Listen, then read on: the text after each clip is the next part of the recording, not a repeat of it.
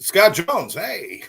Yeah, also known as Jonesy when we have a special guest. No, not this week. This week he's changing his name. I know he's changing his name. We haven't done it officially yet, but yeah, I'm super excited for our show today. How are you doing, Scott? I'm doing good. I'm doing good. It's a pretty good week. I'm a little tired because I've just been really busy and doing some late night work, helping some people out, but it's always worth it. And I could always catch up on sleep, as long as people have a chance to get better. But no, I'm doing well. Going into a good week. How are you, Lynn? I haven't talked to you much this week because I've been so busy. No, we haven't talked, but no, I'm just chilling out. I just having so much growing pains that I'm just sitting back, just taking time for me, taking time before I start some new shows. So That's important that people do that. Not enough yeah, people actually take time to sit back and have that little bit of downtime. Do that. yeah. And I'm trying to work on my website so hard, and I'm like, wait a second, that's not going to defy you right now. That's not the biggest important thing. That's just a small portion because if we wait for everything to be ready in life, we'll never be ready for life, right? That is absolutely right. Absolutely So right. But just take Lynn's advice is important. Is that every once in a while you need to cut yourself a little mental health time, a yeah, little bit of downtime. Take a rainy day and just binge watch some Harry Potter movies or whatever turns you on. Just have a little bit of time to you, and it makes a world of difference. It makes a world of difference. A 5-minute timeout can reduce 5 days of stress. So yeah, just that keep sounds it in like Jerry. Okay, so before we get to mind. our Stop trying topic, and do it. Stop. yeah, That's aggressive. Stop trying yeah, to I think do that's it. Jerry probably. Well, I want to bring this guy up right really quick because he just recovered from hip surgery, his second one. So he has a new name on our show. He has It's got the hipster. He is the the hipster. hipster. That's right. So welcome back. We Thank you. missed Thank you. you. Thank We, you. we Glad to missed. be back. Yep, that was Glad to be Jerry. back and glad I'm not a centipede. Yeah, you can only really do this twice, right? Exactly. Done them both. I'm good. Oh, so yeah, it's like, oh, that sucks. It's What now? I love it. I love that book. but Scott, I mean, this is like something that they're really good at this these days. I mean, it's not like the old days when thinking about replacing or something or fixing a hip or a knee was a big deal. They turn this into almost day surgery in a way, don't they? Well, it really is. You stay overnight, but literally 2 hours after this surgery, I was up and I walked 80 yards with a walker. And, they encourage you to be up, moving around, doing it. Got up the next day, walked around, walked out of the hospital. And, yeah, you're using a walker and then a cane for a little while and whatever. But it's what's phenomenal to me. I'm both proud of the fact and yeah, whatever you need. I've taken no oxycodone, no narcotics, no nothing. Six Tylenol a day. That's it. Thank That's you. awesome. Thank you. You were my hero. Thank That's you so awesome. much for sharing that with people. Everybody thinks you have to, if they offer it to you, you need to take it. No, No, That's not true. no, no, it's one of those where you just say no, thank you. And what's phenomenal to me is because they're so good at it these days and everything. The reality is, I have had no pain. I'm stiff. I'm sore.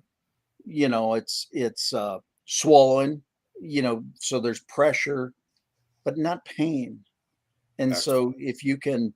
if you can address that without opioids and all that kind of stuff, that's nothing that I have any desire to play with. So that's God awesome. bless you, brother.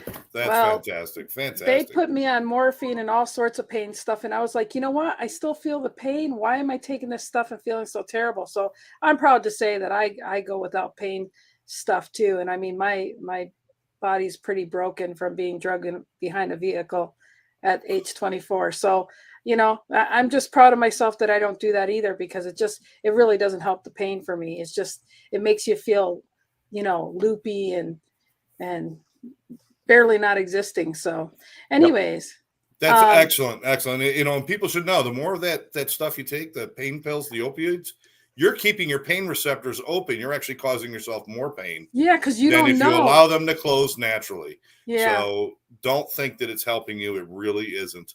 But Scott, thank you for sharing that. It's really important. Yes. Okay. So we got some more cool people, and I see somebody Excellent. awesome that just showed up too. But I'm gonna bring up the Teodora, the most beautiful, one of my beautiful friends. Stop. Hi, Teodora. Thank you. It's so good to be here with you guys. I'm so excited, and I just want to say this subject for today's show hits home so strong with me, and it's so incredible. Take responsibility for your own life. And speaking about, Scott sharing his medical journey with this, I just want to say, when you decide to take responsibility of your medical decisions, of how your body is going, how it's just life changing. I'm super excited to talk about this subject because it's so deep in my heart, and I so many times took responsibilities, and it's amazing. I love it. We're so pleased that you decided to join us from your mobile studio. I love Yes. it. So, Alma has tennis every Tuesday and Thursday from 5 to 6, and there's no way around it. And I thought, man, how do I do this? And you know what? This is perfect. When you want to make it work, you make it work, and here I am. Absolutely. Excellent. So Okay. happy you're here, Teodora. I'm excited. I want to get everybody Who's else next, up Lynn? here. Who's next? Conversation with Bob. Mr. Steve Rizzo. I love the my Stevenator. All right. Hi, Steve. Thank you Stevenator. for being here. I just love you so much. Thanks for having me. I love this show. I love the topics. You people are great. I always learn something. After when the show's over and I reflect, and I'll say, "Wow, holy shit, that was really good." Again. So That's yeah, awesome. we'll let you know where to send the check for the therapy, though. I really don't like it that much, but I'm just saying. And last but not least, he's always comes up as Facebook user, but the Facebook user is something near and dear to my heart, is Mr. Jerry Eisenhower. Hi, Jerry. Hey, Jerry, Jerry. You know, you've been sending me these invites for weeks and weeks, and I'm sitting here. I'm in Lake Tahoe. Had a speaking gig today, got another one tomorrow. It's like, okay. And then I heard Lynn say, I'm trying, and I heard it's like, okay, I got to come on here and kick her butt back in the gear, because just Yes. trying shit don't get it with me, okay? You know that. And when you said I'm trying, it's like, whoa, I got to step in right now and kick some ass. Yeah, you're right. Yeah, I went to the doctors and stuff, and my vitamin D is dangerously low. So that really, I need to work really hard on that. That's because I know my spirit and everything's doing good, but my body's really fighting who I am right now. Oh, Jerry, I think it's you. Your feedback. It's not I'm in a room. I'm in a convention room, so they got sound. So if you need, I'm going to mute myself. If I got something to say, I will. How's that? Okay, All right, thank that you. sounds Thank you, good. Jerry. Thank you, Jerry. That'd be good. I love Jerry. Love Jerry. But anyhow, so I'm fighting with some medical reasons why my depression is clinically, it's low. It's low right now. And yet I think Steve and I were talking earlier. I think it's awesome to say that right now I'm taking that as a personal remembrance of the times that I had to get help for it. And, depression is nothing to play with, but I know the difference. I know that that's just a chemical imbalance in me right now.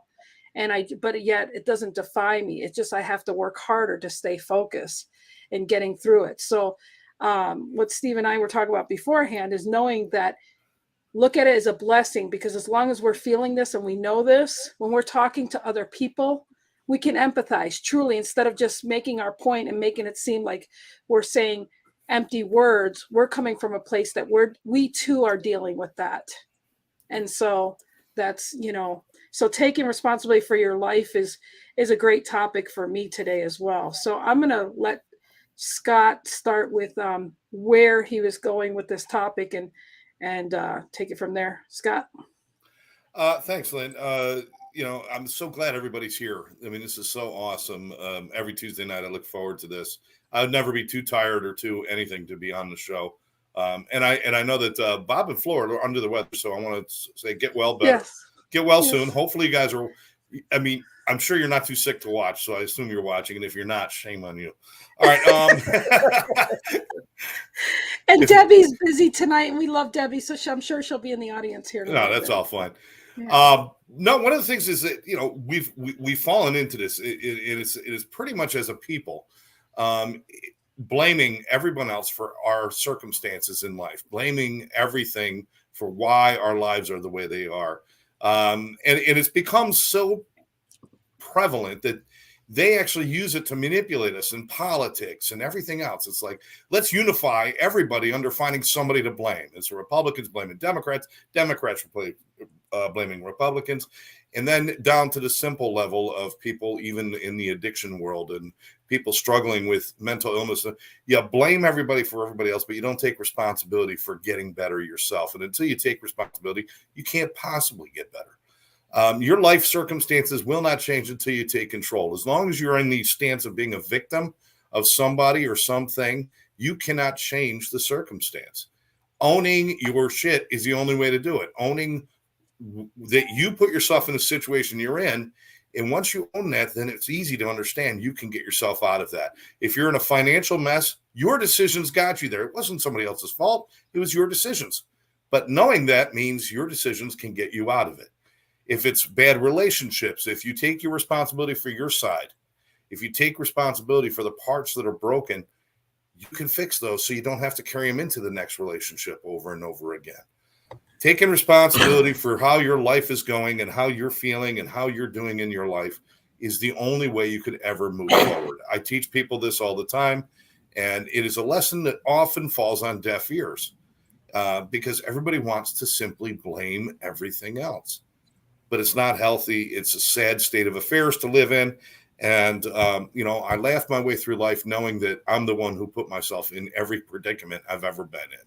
So, and if I put myself there, I can get myself out. So I guess that's the point of it. There's an absolute freedom in me admitting that I put myself where I am, because that means I get to get myself out. So I want to know whatever people think about this, how it applies in the things that you guys do, because you guys all approach life from different places. Does this taking responsibility for everything in your life make sense?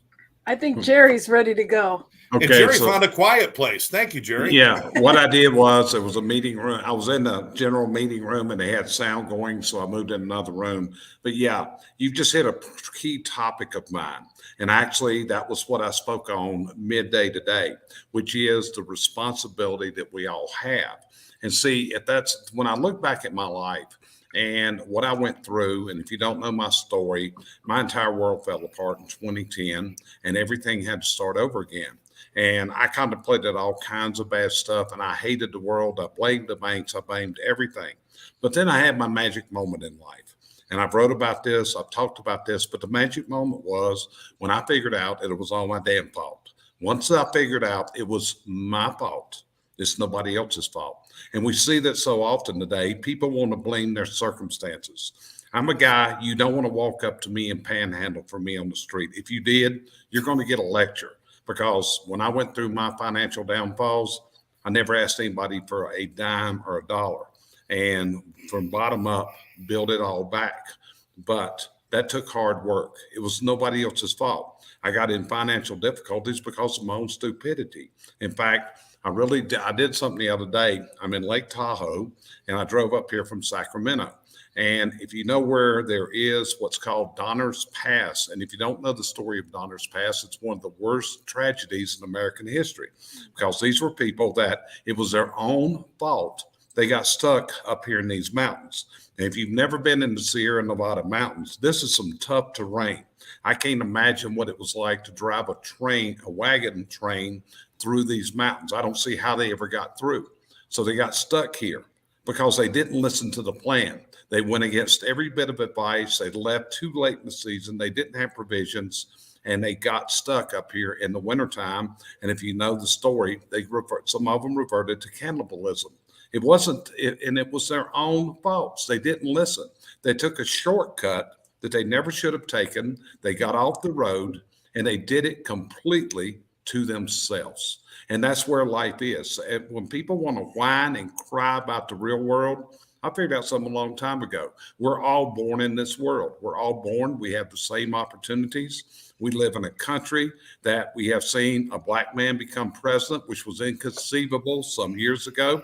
We see a woman that's become a vice president of the United States 20 years ago. That would have been inconceivable. And it's all up to you. You got to get that's why I told you earlier, when I heard you say, I'm trying, that's why I came on this broadcast tonight, because I'm going to kick Lynn's butt if she gives me that sob story again. Remember, Lynn, when you said, I'm going to write my book, and I called you out online that day and I said, stop and this I wrote book. that book. You did, but what it takes was you had to stop whining and crying, which you were doing. Okay. And but I still took action. Yeah, it does. But you got to get out and fix it. When I look on there and with Steve, when I look at Steve, I've interviewed Steve.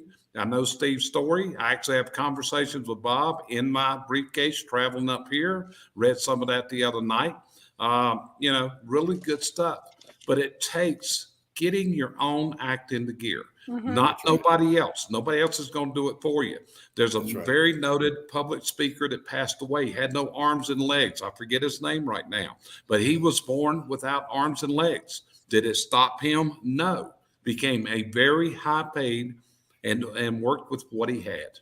And that's what this world's got to do. And me, I'm fed up with the whining and the crying. I'm not a guy you want to come to and whine and cry. I'm going to throw it right back in your face when you start whining and crying about what this world has done to me. You know what? I just want to point out something. That story, the Donner Party, that inspired me to, whenever I travel, I always carry in my carry-on salt, pepper, and A1 just in case. Well, you laugh, but if I end up somewhere in the wrong situation, I'll be the most popular guy. Okay.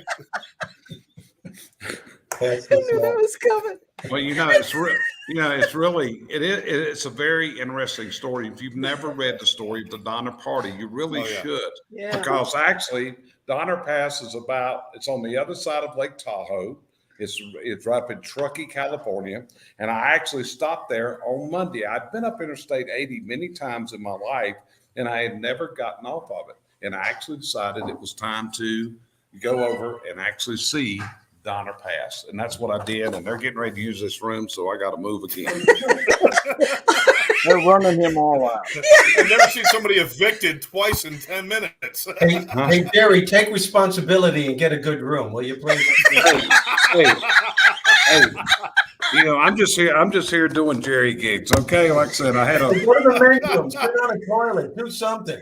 Yeah. I'm out here in the hall now. Nobody remember, Jerry, just remember, Jerry, you're not back in North Carolina yet. Well, you got to be careful. You see, when you're from the South, people automatically deduct 10 IQ points just because you're from the South. They all might not know that.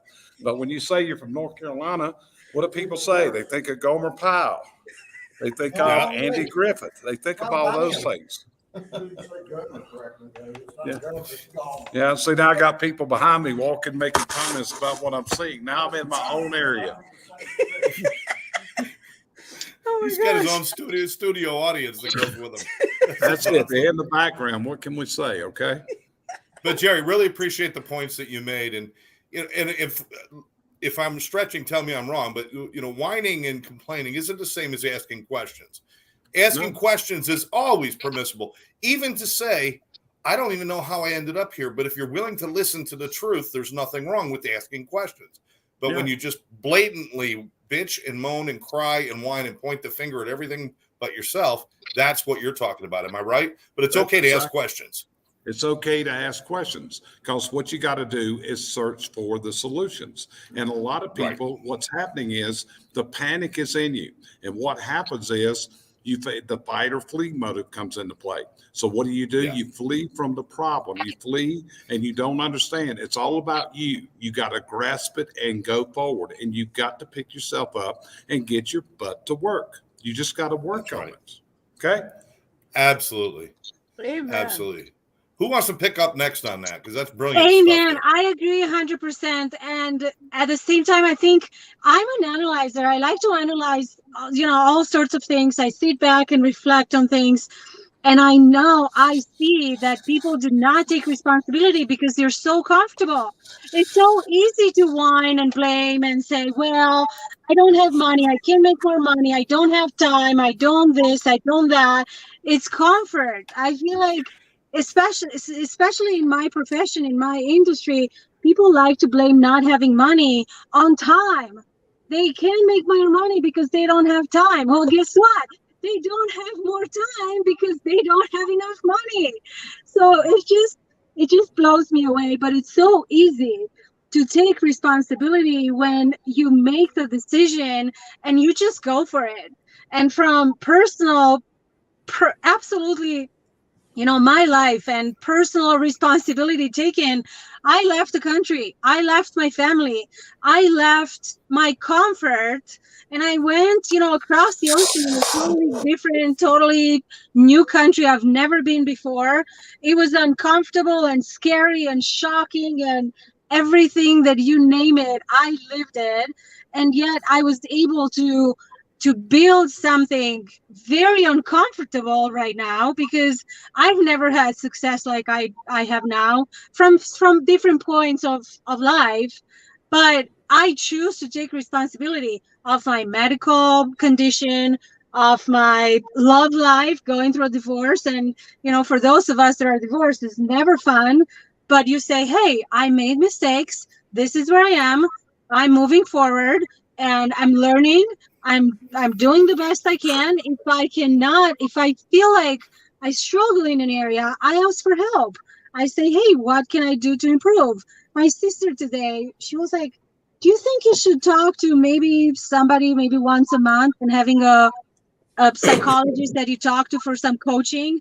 And I thought, wow, yeah, absolutely I should, because there's areas in my life that I feel like I could do better, and I choose to take responsibility so that I can do even better for the ones around me.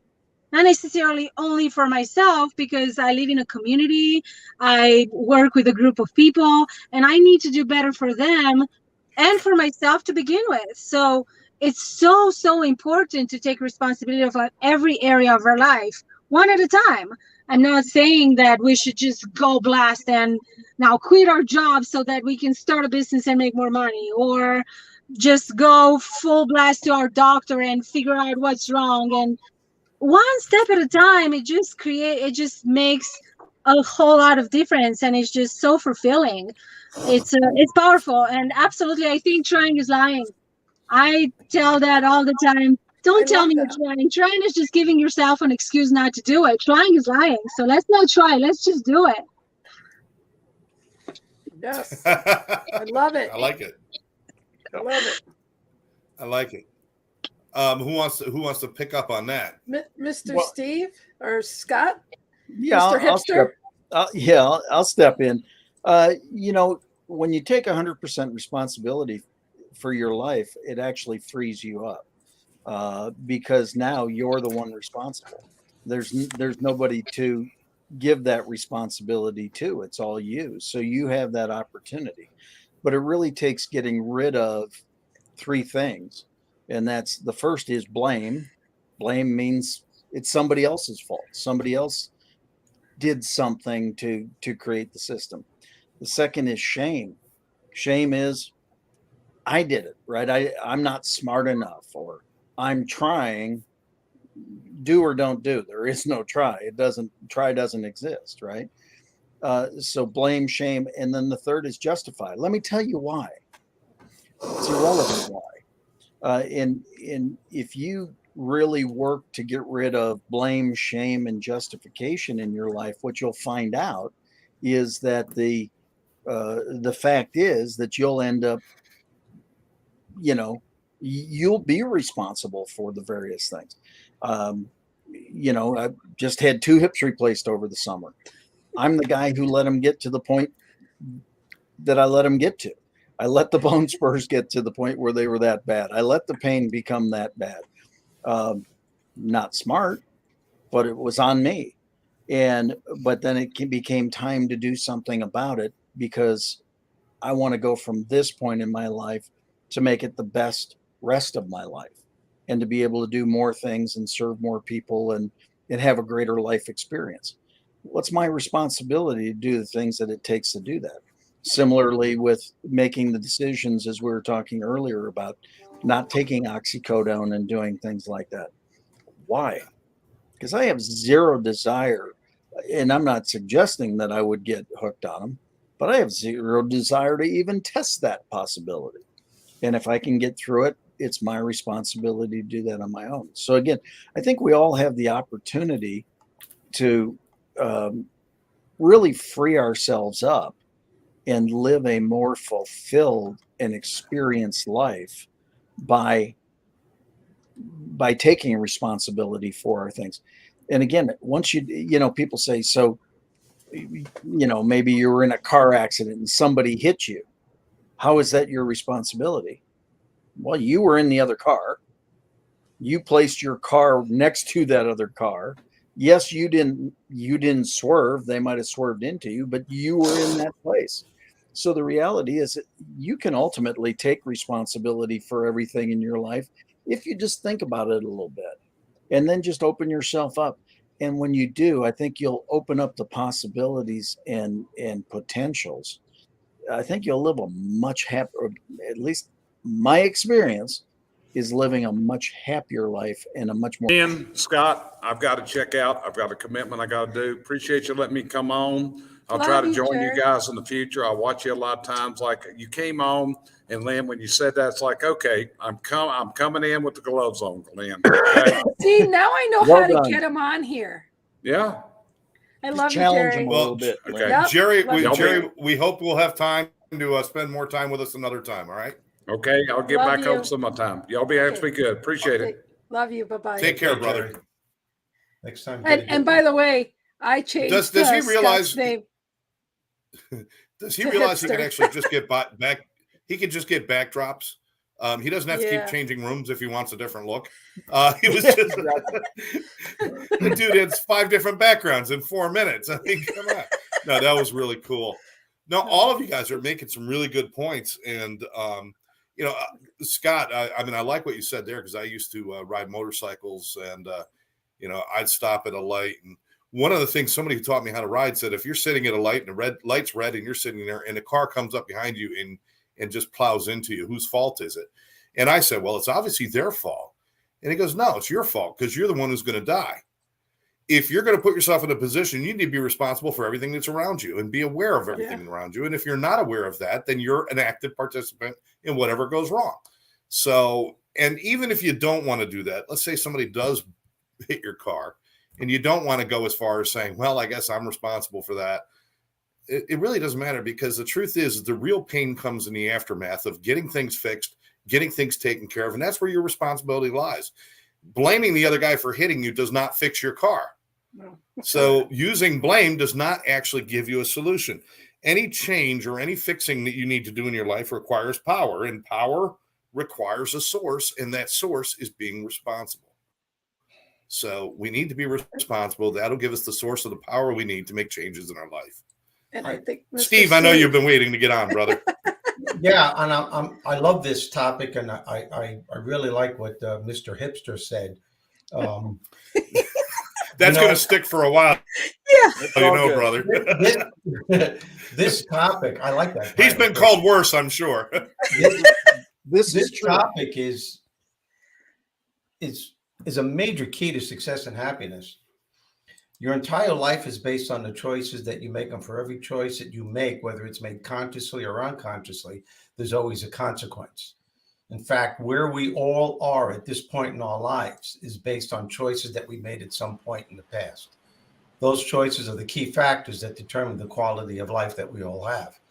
And I think what we have to differentiate is that there's a difference between taking responsibility and fault and blame, because fault and blame just makes taking responsibility more difficult, way more difficult.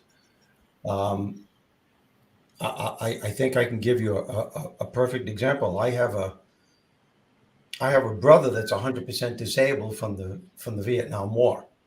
He is the only man in medical history, as far as experts know, that ever survived that kind of wound. He's in medical journals as someone who beat the odds. Now, he was a gung-ho, and still is, a gung-ho Marine. He loves his country, very patriotic. Now, a lot of people have said to him, and a lot of people who were wounded, he was in the hospital, in St. Albans Naval Hospital, for 7 months. And a lot of people have said to him, you know, how does it feel to be wounded and to be in your condition for a war that we shouldn't have even been in? And how can you be so damn patriotic and still love your country after what they did to you? And my brother did more than survive. By the way, he's the biggest inspiration in my life by far. And he's going through shit right now that you guys wouldn't even believe. Perhaps we can even have a show on just what he's going through right now. But he did more than survive. He thrived big time. He went from 168 pounds to 94 pounds. In St. Albans Hospital for 7 months. I'm going to make a long story short. When he got out, he was 95 pounds and he said he was going to go to college. And we didn't think he'd be able to do it, but he did. And he had to go part-time because he wasn't Mr. Whiz Kid in high school. But he graduated with honors in history and education and administration. He went back to the same school that he graduated from. And he became a history teacher. Then he became an attendance officer. Then he became an assistant principal. Then he became principal. And when he wanted to retire, they wouldn't let him. He became superintendent of the entire school system. And I asked him once a while ago, and I spent as much time as I can with him now. He only lives 7 minutes from me. And I asked him, how were you able to deal with the situation with the Vietnam War?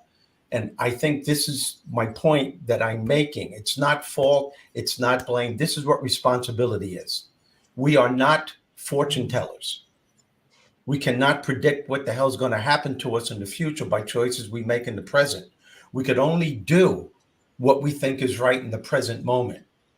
And at that time in history, at that point in his life, he said to himself, my country needs me. And he trained for 6 months before he joined, right after high school, went through a rigorous routine to get himself in shape. He went to Vietnam. He got wounded. 21 feet of his small intestines were either taken out on the battlefield or blown out on the taken out on the operating table. Other internal organs were damaged as well. But he said to me, he goes, hey, man, you know what, Steve? He goes, I live with this because I'm not a fortune teller. He goes, I thought my country needed me. That's the decision I made at the time. History proved me wrong. But I'm going to live by the decision I made. And that I still think at that time I made the right decision. I got to tell you, this is where responsibility takes place, because there were people that were in that hospital that didn't have half the injury that my brother had. And all they kept blaming was the country and people and the doctors and everyone else, and berating themselves for getting into a war that they should never have been in. And this is what separates those who succeed and prevail, and for those who are going to become and remain victims. My brother is, to me, in my view, and I know a lot of people, he's the greatest success story ever, because he made a decision that he thought was right at the time. And then time proved him that, hey, maybe he should have done something else. But you can't go back in time. You just got to live with this decision you make. And that's what responsibility is. It's not blaming. And that's what keeps you from becoming a victim. You know, Steve, what you were saying there about, it's interesting because he was in a war that we shouldn't have been in the first place. That's the value judgment right there. That's the blame that's going on. The fact is, we were in a war. As a patriot, you support your country and you do it. He made that decision. It's interesting how other people throw their decisions or their statements at you. So I honor him for what he did. Thank him for his service. And I thank you for saying that. But we all had the opportunity, and you were touching on that, Scott. We all had the opportunity to do that. Yeah. I gave a workshop a while ago, and this was years ago, and this woman was hit by a car, and she was blaming the driver, and we were talking about choice. She goes, well, how could you say that was my choice? I said, because you chose to cross the street at that time. Yep. She goes, well, you're blaming me? I said, no, this is not about blame. This is about what happened to you. You can't control what happens to you, but you can always control how you think about what happens. You can always control the choices that you make that will make the big difference. Yep. And she didn't get it. And that's the thing. Some people just can't get it because they're so caught up in the pain, not even giving themselves a chance to look at it from a slight shift in perspective. Yep, and that's what this show's all about, is as we all see it. We all see it from a different angle. And that's what I love about having all the different perspectives here. Barry's here. And I Barry's honestly here. want to cry. I just want to cry. It's everything you say goes so deep in my heart, because in 2013, after a divorce, in 2016, after a doctor telling me I have 3 months to live, and I recognize this is live on the internet and it will always be there. I recognize that not everybody knows my story, and I will choose to not share too much. But when life just beats you down and just keeps going down, and you still make the decision that you take responsibility of your life and you take it in your own hands, and you go and you just know that you have to fight, and you just know that your calling is much more important and powerful for the ones around you, for the family, for the friends, for whatever you believe in, is just so powerful. But the secret is, we just have to make the decision. We have to take responsibility again for our life, our doing, our being, our reason to be here. Having a doctor telling you have 3 months to live and tell you, hey, take your daughter to your family because you're not going to be here much longer.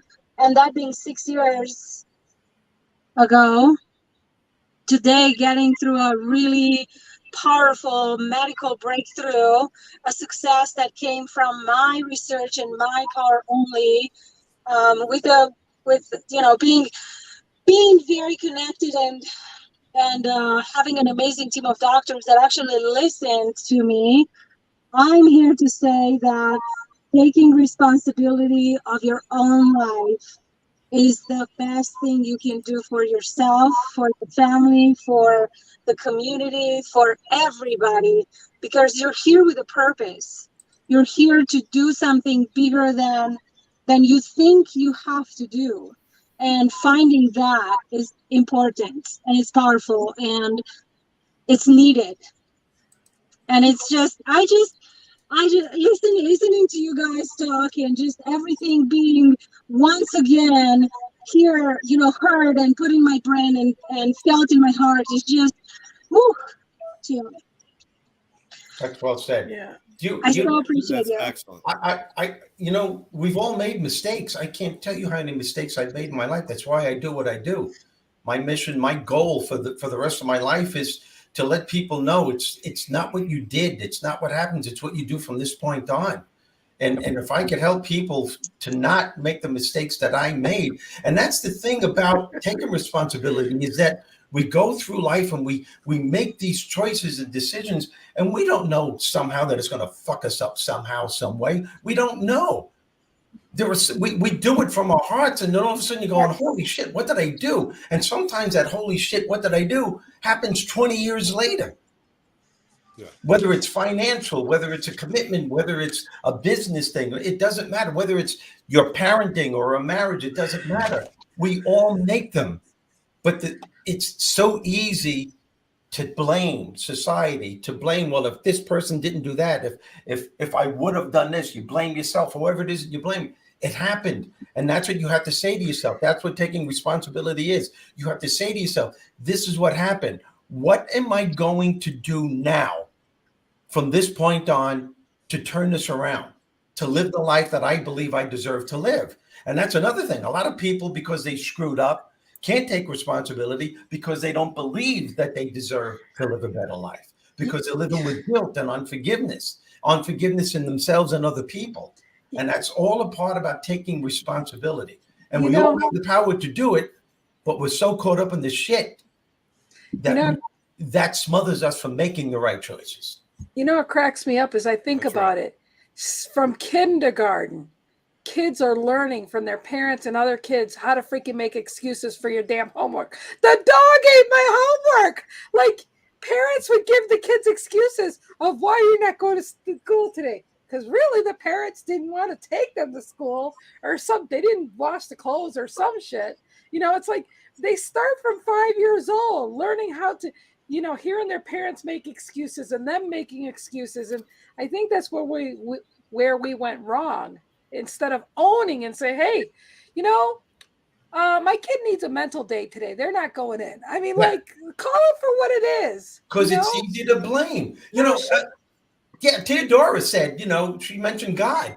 And that's another thing that people blame. They blame God. Why didn't you answer my prayers? Well, there's a saying, God helps those who help themselves. You know what that means? You have to meet God halfway. You have to be strong enough and willing to better your life. And when you're willing to do that, God will meet you halfway. It's teamwork. I don't know why some people have a hard time. Go ahead, Scott. Let me take a minute first to thank all these people who are watching. Scott, of course, our friend Debbie and Pamela, Marielle, you guys, thanks for all your comments. We've been putting them up on the screen, and thank you for tuning in. And Barry, you joined the asylum a little late tonight. We already had our Jello, but we're well into our conversation. How are you, my friend? Yes. I'm doing fine. I'm just watching the show, but it's ringside seat, so to speak.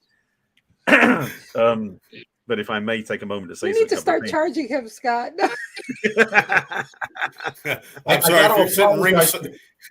If you're sitting ringside, you got to throw some punches too, brother. So please go ahead. I got to apologize to Thursday because Debbie Steve, just reminded me that. Steve, may I say a word before you jump in again, please? This has been interesting to listen to because I've been writing a new course, which we've been talking about. The bones of is about the difference between reaction and response, and responsibility. Obviously, response to tie together.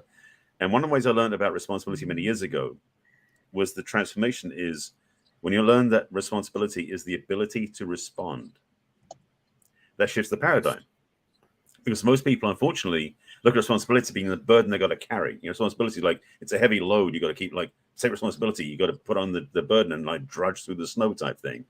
But the truth is, responsibility is a very light thing when you learn that you're no longer in a place where you're going to be the punching bag of society, because they may feel like that, the victim of what happened.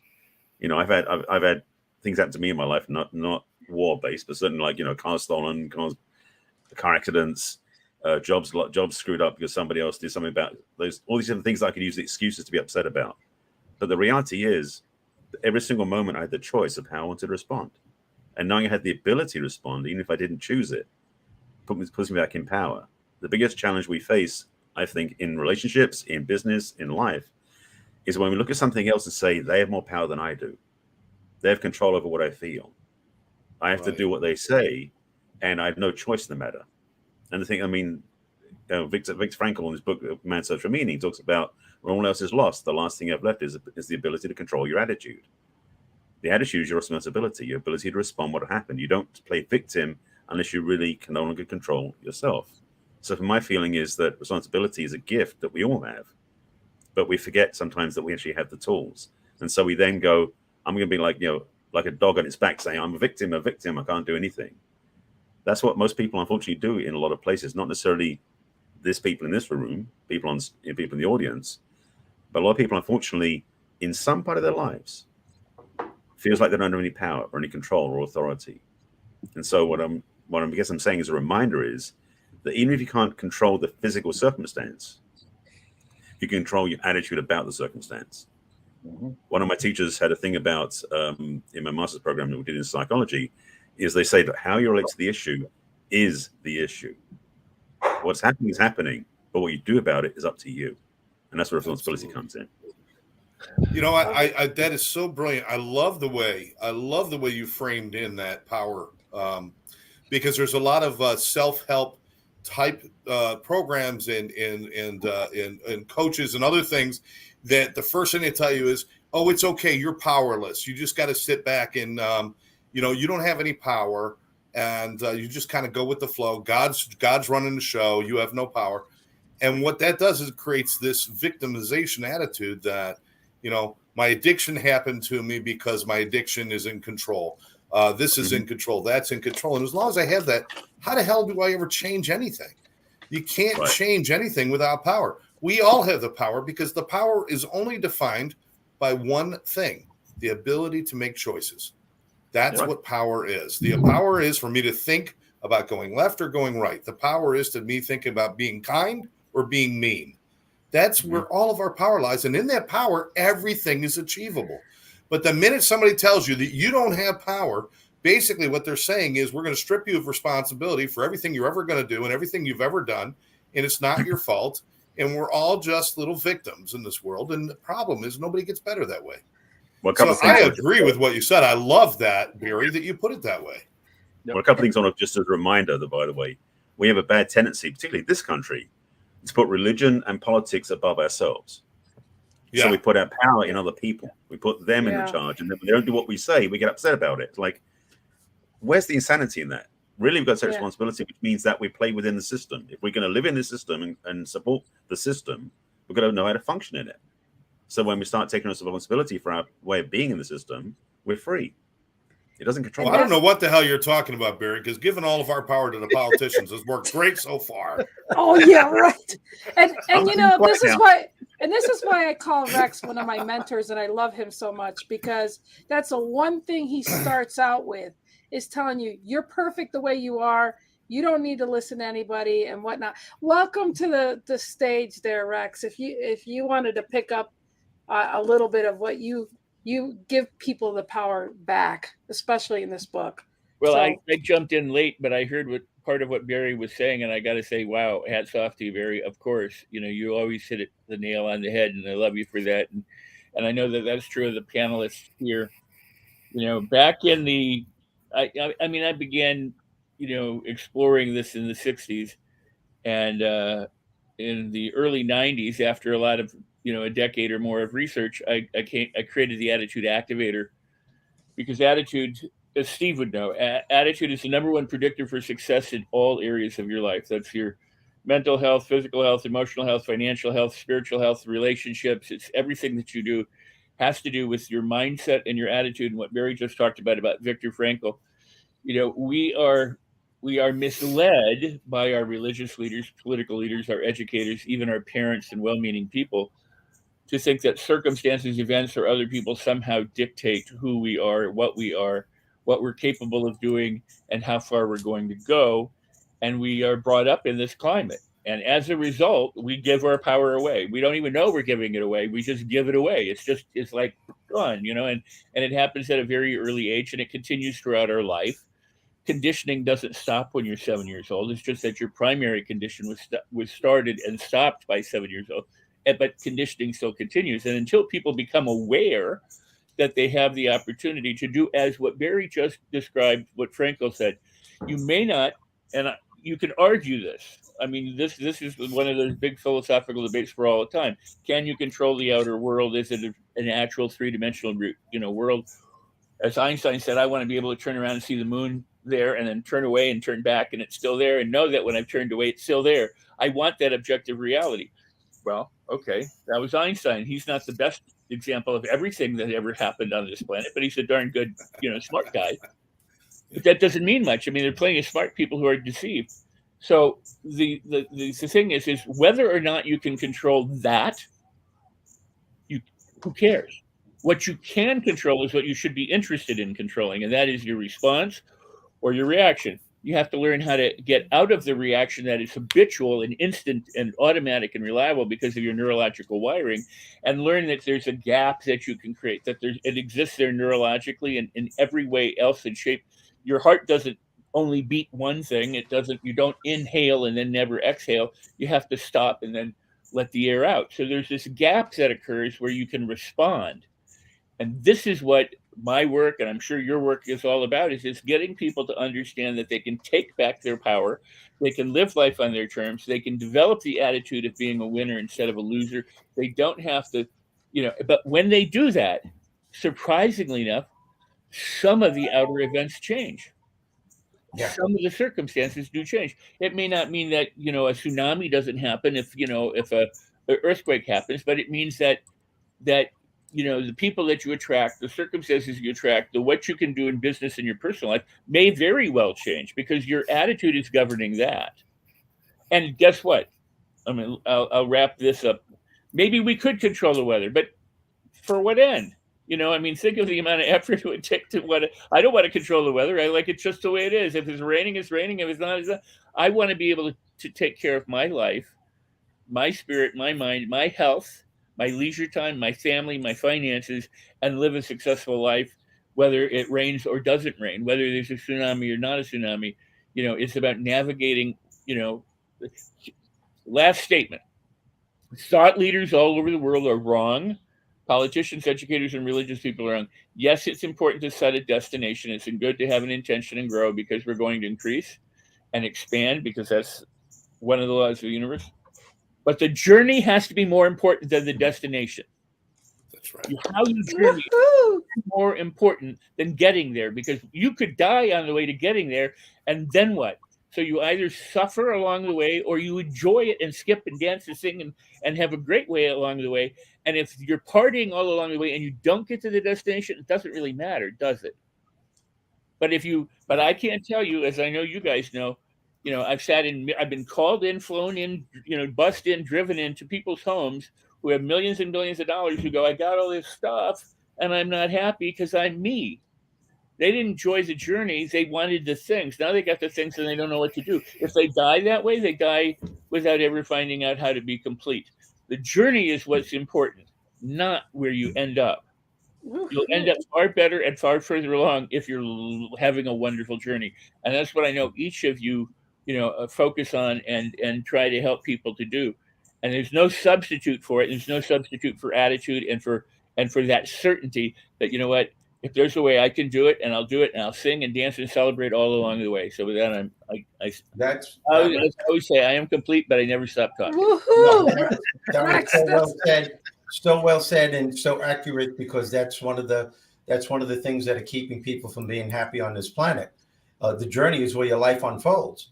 It's not the goal. It is the journey. But especially with high achievers, we have a mindset where people actually say, and it comes with their thought process, I won't be happy until I reach a certain status in life. I won't be happy until I reach a certain goal. What they're doing is that they're feeding their subconscious that runs 97% of their life. Your subconscious is the genie of your soul. And if you're saying, I won't be happy until I reach something, your subconscious, the genie of your soul, is going, okay, your wish is my command. And that mindset stays with you. And what if it takes you 20 years until you reach that goal? You just put your happiness on hold for 20 years. And then some people say, well, I'll be happy when I finally get it. No, you won't, because that same stupid mindset will still be with you. And then you'll feel moments of happiness. And then you're going to say, okay, what else do I need in order to make me happy? And then you go on that same rampage all over again. And that's what keeps people from enjoying the moment. And you know what? I'm going to let Mr. Hipster have a last word because he's got to get to our mastermind. Believe it or not, we got to get to our wrap-ups. Yeah. So I'd like Hipster to wrap him up so he can leave when he has to here.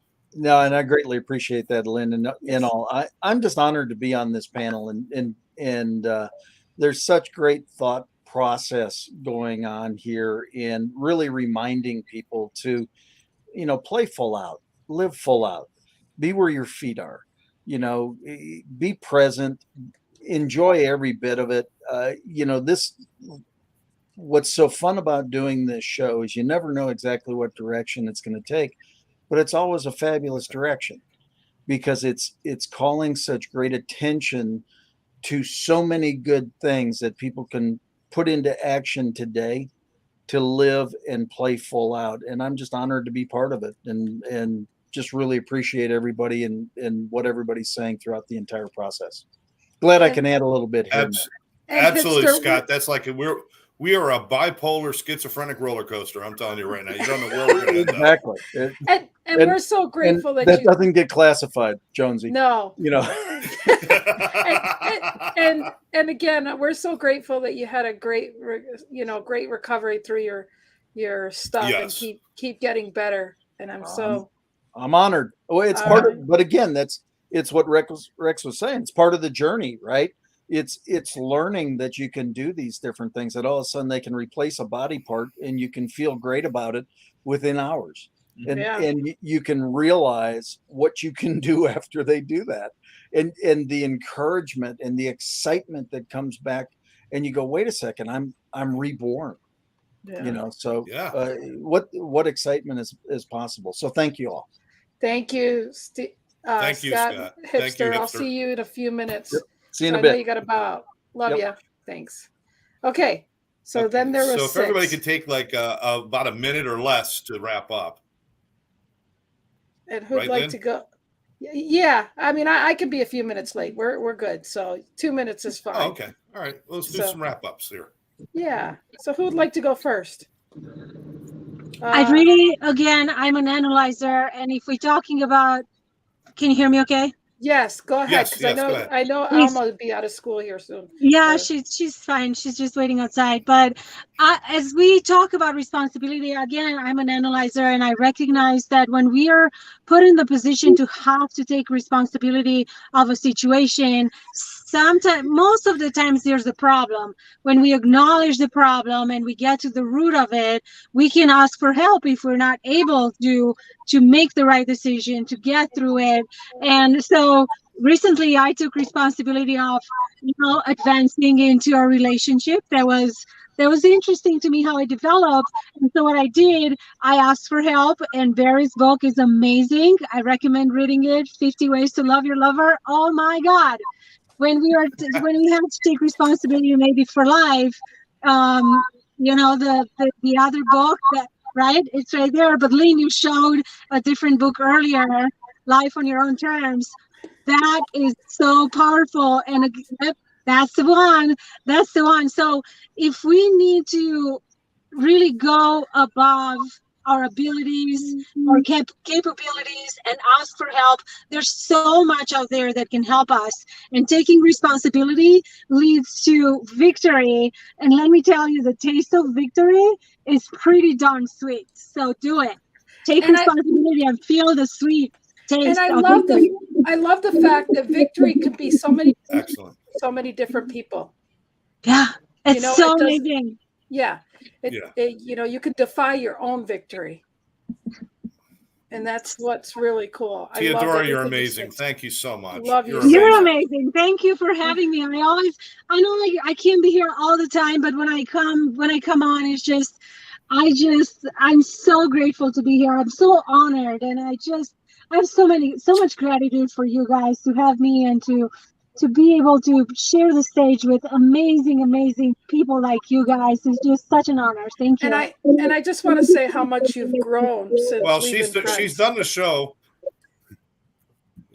She's done the show from her house, and then she was in her backyard. Now she's in a car. Next show, you got to do it from the back of a bicycle. We'll be looking forward to that. Now, Barry, would you like to go what do you say, next? Steve?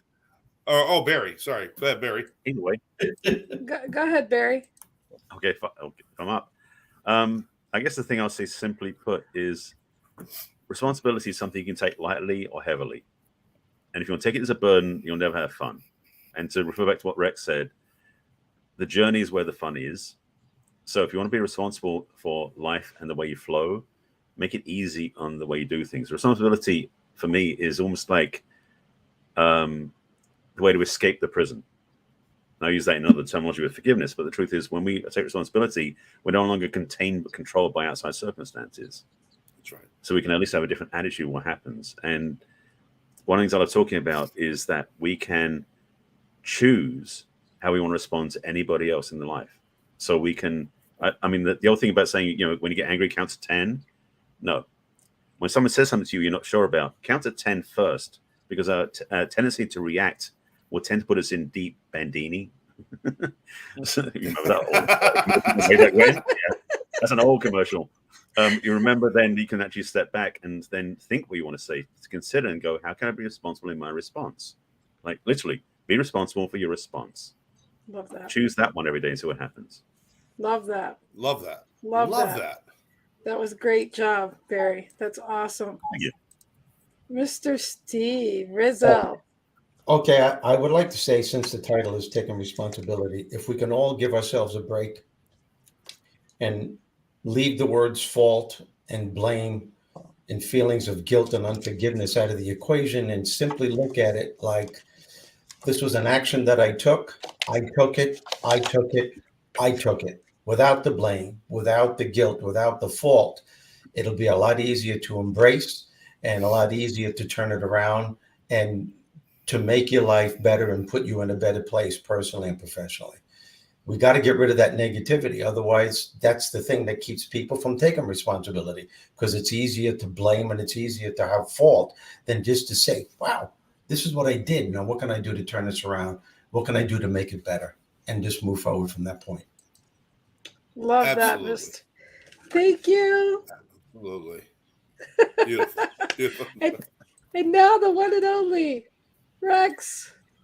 Oh wow, I could go on for decades with this, but what Steve just said is really important. You know, the issue, we all give up our power when we blame, excuse, complain, whine, or find reasons for why things are or aren't the way they are. And we usually do it for events and circumstances, other people, whether they're, you know, the government or your parents or your children or whatever. But the other person also is you. If you self-blame yourself, you're treating yourself as if you're a bad puppy and you need to stop it. Yeah. You know, and I don't want to be, you know, you push, you know, you put my book up there and stuff like that. I don't want to be too self-promotional, but if you don't mind, my blog, actually the last few days and tomorrow is all on this very topic. I didn't realize that what the topic was for me. That's one of Rex's famous things. Dog shit or die. Yep, you get to choose. But what I'm saying is my blog currently right now is on this very topic about accepting responsibility without guilt or blame or shame or any of those things. But we also talk about the blog every day in the Clubhouse room. So if any of you would like to join us at 8 a.m. Pacific time tomorrow at Gratitude Activator on Clubhouse and further this discussion, I invite you all anyway and let you know that that's what's happening now. And lastly, you notice that it's getting dark where I am. That's what's happening in the environment. Now I can blame it, I can excuse it, I can you know, give the finger to God or the universe, or I could get up and move and sit in the light. You're fine just to record right where you're at. But I mean, it's my choice, you know. So if I want to get into the light, I could push the table over in my chair or whatever, and be better lit at the moment. But I'm accepting things the way they are, you know. And my point is, it's a choice. It's there. We are up to maybe 99%, you know, habitual and conditioned and wired in, but we have that little bit of opportunity to always make a decision. That the only way anyone can take that away from you is if you give that up. That's why Napoleon Hill pointed out what everybody has pointed out for eons, and that is, you may not be able to control everything, but you have the ability to control your own thinking process, and in that way, your own destiny. So when we talk about the journey being more important than the destination, that's true, but do set goals. You know why? Because they send you on the journey. You know, that journey, the journey of 1,000 steps begins with a decision to go somewhere. And the first step starts in the head, and the second step starts on the ground. So, you know, keep moving, like move fun, have a blast, drop the shame and the blame and all that stuff, as every one of your fine panelists pointed out, and live. That's one of my tagline, and is celebrate everything. You got to celebrate the entire journey. So live, love, and laugh, and learn, as Lynn would say, and we'll go from there. I'm Rex. I'm complete, but never done talking. Rex, I just love you so much. You're just awesome. Thank you so much. Thank you. Thank this fine. I got to tell you guys have contributed. You guys all contribute so much every week, and we appreciate it. And certainly, listen, you know, I've watched people die with a needle in their arm because they haven't been able to walk away from blaming everyone else for their lives and never knowing that they had the power to make the changes themselves. They live in the blame, the shame, and the guilt, the holy trinity of being stuck, It's nothing. It's no place. Feeling guilty, feeling shameful, blame, all that stuff. All it does is it keeps that victim mentality that I can't change because everything happens to me. And that's not the truth. I mean, our power, yes, I do have power over the weather. You know why? Because when it rains, I have the power over my perspective. And I could turn that rainy day into sliding on the lawn like I'm at goddamn Woodstock, or I could turn it into something where it ruins my day and I sit there and pout on my porch. But I have the power to change that. Our perspective and what we do with our lives is entirely where our power lies. You know, it's my power isn't about changing the circumstances around me. It's about changing me so that I can thrive in those circumstances. It's about changing how I see things. And, you know, when you start to really open up and see those things and take responsibility for your life, you never want to give up that power again. There's not a pill. There's not an alcoholic beverage. There's not a person that I would trade away my power for again, because I've lived a powerless life. I've been studying like Rex since the 80s. Of course, you know, my studying involved taking a lot of drugs and drinking a whole lot. I was a Rhodes Scholar of alcoholism and drug addiction. But that's that course of study. That course of study taught me a whole lot about what I don't want to be in my life. And what I don't want to be is the guy who sits around saying, why me? And I'd rather be the guy that goes out there and say, it's my turn. And I'll get what I want and I'll do what I want. And it's just a wonderful way to live. I try to teach people that every day. And we lose too many people each day to mental health, addiction, suicide, broken marriage, all these things, because they simply don't take responsibility and say, if I want it different, I can make it different. Folks, get off your ass, start changing your life. You'll be amazed what can happen. And yes, the journey is the whole thing. I mean, the anticipation of going to Disney is a whole lot better than standing in line at Space Mountain. Let me tell you that. The anticipation is the best. And all of those things. And sometimes I get a destination. I finally make my destination. As soon as I'm there, I already think about my next goal because I can't wait for my next journey. It's not about the destination. It's about the journey. The Hobbit, the book was not written about killing the dragon. The book was written about all the adventures that happened on the way to kill the dragon. That's our lives, folks. Live it, enjoy it, but most of all, never give your power up for anybody. I love that. You know, I'm going to make a Netflix recommendation. I just saw Dream Seller. I don't know if any of you seen that. It's really a good. I didn't look at it closely. Dream Seller is a really, really good taking responsibility of your life. It's a really good movie. It's about an hour and a half. You know, I went to the Theodora, doctor's are you yesterday. aware that somebody stole your car? It's moving.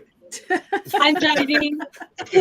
You know, I went to the doctor's yesterday and I saw somebody that, you know, quadriplegic, and I saw people that were not in great shape. And I just sat there and said, I am blessed to be me. I am blessed that I have my things to deal with, you know, and I just send my blessings to them because, you know, we all have different things and challenges we have to go through, but taking the responsibility of how you deal with it and how you react to it and how you see it and how you see it from, you know, inward and outward, it really can make a difference in your shift. And that's what you got to focus on.